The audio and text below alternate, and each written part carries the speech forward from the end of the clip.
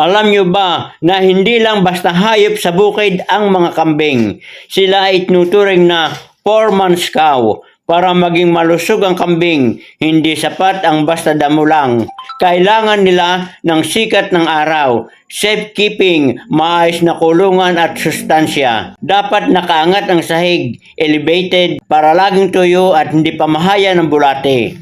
Bukod sa damo, mahilig din sila ng mga dahon ng ipil-ipil, madre de agua at madre de cacao at kumpay. Huwag kalimutan ang malinis na inumin at salt lick para sa kanilang bitamina. Alam nyo ba na hugis parehaba ang pupil ng mata ng kambing?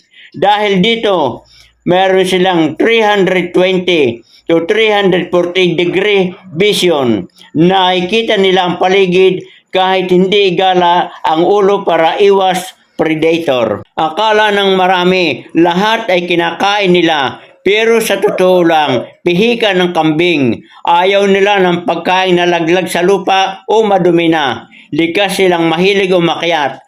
Ang pag-akyat ay ehersisyo nila para maging matigas ang kanilang mga kuko at kalamnan. Bakit nga ba sulit ang magkambing? Heto ang mga benepisyo. Mabilis silang manganak. Karaniwan ay kambal at madaling paramihin sa loob ng maikling panahon. Ang gatas ng kambing ay mas madaling tunawin kaysa gatas ng baka at puno ng protina at kalsyum. Ang dumi ng kambing o manure ay isa sa pinakamainam na pampataba sa inyong mga pananim.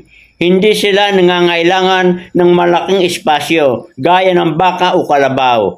Kaya kung naghahanap ka ng mapapagkitaan o libangan na kapakipakinabang, subukan na ang pag-aalaga ng kambing. And don't forget, pakiclick ng heart button para kayo laging updated sa aking mga ni-upload na video.